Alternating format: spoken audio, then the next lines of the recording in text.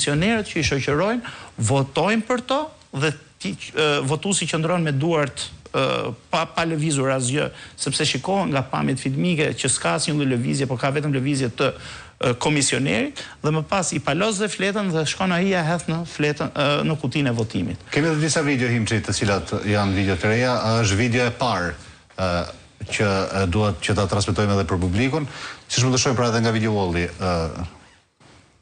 Shikojeni komisionerin, veshur me gri me kapele, shoqëron pikërisht votuesi. I dikton dhe votën, siç e shikoni. Shkon dhe komisioneri tjetër, voton ai për të, shikoni ai qëndron mbrapa, s'kryen asnjë veprim dhe voton komisioneri tjetër. Kjo është një nga rastet. Ky është një nga rastet, po këtu për shembull ka ndodhur, kjo ka ndodhur në mënyrë të vazhdueshme. Kjo në mos gaboj është në fshatin Bicaj. Përsëri të Bashkisë Peqin, dhe siç e shikoni e palos për fletën e votimit komisioneri. Qendra votimit 26-17. Shikojeni, afrohet një votuese tjetër, shikoj se është e bukur.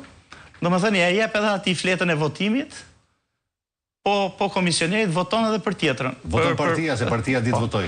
Domethënë ne nuk kemi zgjedhje, po kemi votime. Thjesht kemi votime. Kjo pra është një nga momentet procedura dhe ky është një nga momentet flagrante dhe është mënyrë të përsëritur. Pra nuk kemi vetëm një rast konkret pikërisht në këtë qendër votimi, po kemi disa raste flagrante që kemi edhe një tjetër video, është një zonjë e cila voton disa herë. Fusim edhe materialin tjetër? Ja, po ta shikoni zonjën e veshur me bluzë të zezë dhe me lule, shoqëron nënën.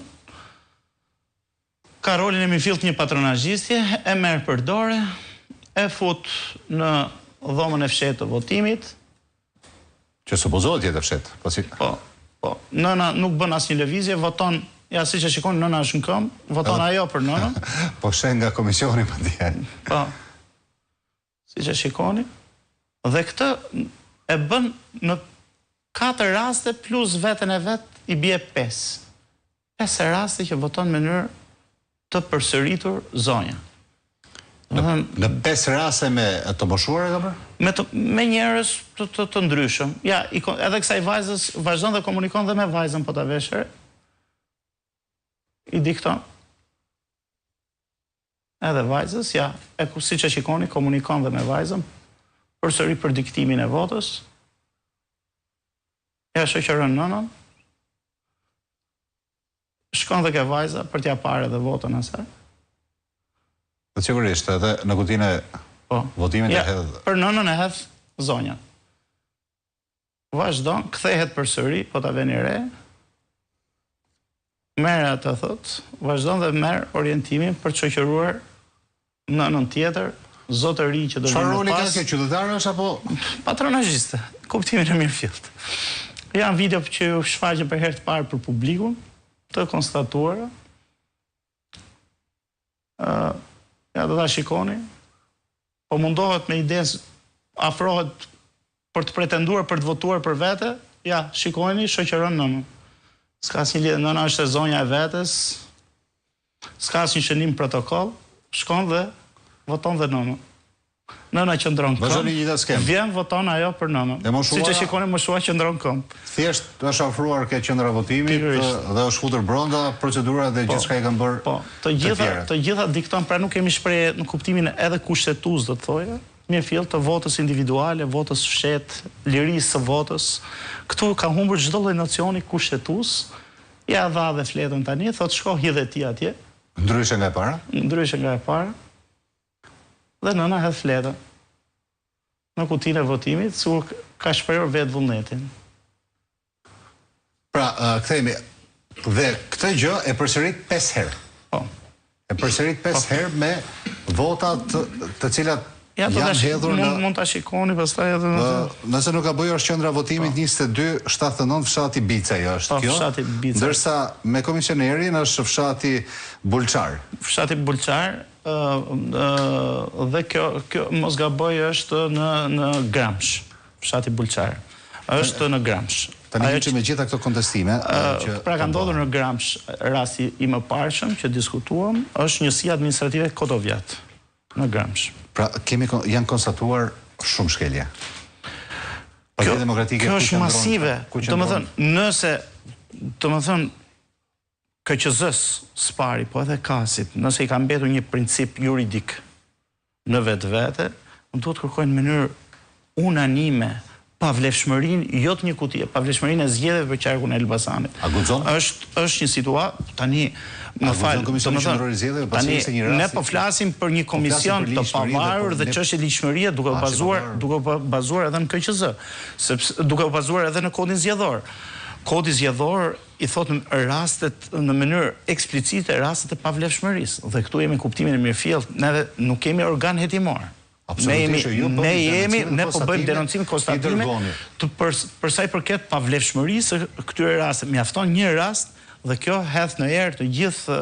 Ishte rasti i Zvicrës që nuk u njohën zgjedhjet në një qytet zgjeruar për Këshillin Bashkiak për 280 vota. Nëse nuk gaboj dhe u quajtën zgjedhjet e pavlefshme ripërsëritën. Me të gjitha këto skandale që po ndodhin në Shqipëri, me të gjitha këto skandale të cilat po dokumentohen nga Partia Demokratike, po certifikohen zgjedhjet këtu. Bledi, pretendon diçka. Ju referuat një shteti me demokraci të konsoliduar. Domethënë 300 vjeçare, patjetër. Dhe pyetja ime që shtrohet, a ekziston ndonjë shtet evropian, siç po aspiron Shqipëria sot, ka pasur në një rast në demokracitë e këtyre vendeve, që në mandatin e 4 një kryeministër të rrisi 10 mandate më shumë nga çka marr, duke menduar edhe pjesën e konsumit politik që ka patur e gjithçka tjetër.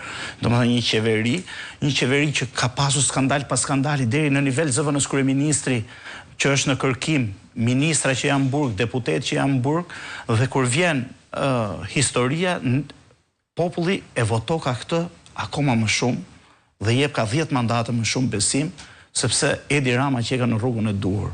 Kjo është një situatë sinqerisht sa komike aq edhe tragjike për Shqipërinë. Ndaj them që Kasi duhet ta vlerësoj me rigorozitet dhe me seriozitet, sepse edhe në kutitë e hapura blet ne kemi konstatuar gati në 30% të këtyre kutive mos rakordim të fletëve të votimit. Çka do të thotë?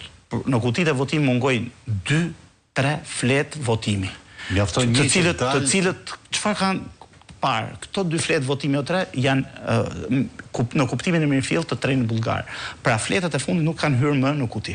Pra kanë dalë fletët dhe nuk kanë rihyrë më në kutinë e votimit. Mjafton një fletë. Dhe posa saj ka një mos rakordim të fletëve të votimit të papërdorura. Ka një mos përputhje midis Procezerbalit 08 që quhet që jepen dhënat se sa fletë votimi kanë mbetur, sa kanë ardhur nga KQZ-ja dhe sa kanë mbetur të papërdorura dhe asaj që janë gjetur në kutinë e votimit. Ka raste që në Gramsh nuk gjenden fare kutitë e votimit. Është skandal, nuk ka fare fletët e papërdorura, jo kutitë e votimit, po fletët e papërdorura. Domethënë, janë hequr tufa e madhe e fletëve të papërdorura dhe nuk e din ku ka shkuar. E qartë, që e pasi jemi thojse në fund edhe një pyetje të fundit. Çfarë pristi nga gjithë kjo iniciativë që ka marrë Partia Demokratike për demaskimin e kësaj farse zgjedhore? Sigurisht që ne jemi duke ndjekur etapat të gjithë ligjor, procedural, presim seancën e radhës Kasit për qarkun e Elbasanit, por edhe për gjithë pjesën e qarqeve. Jemi ende pa përfunduar procesi administrativ dhe pjesë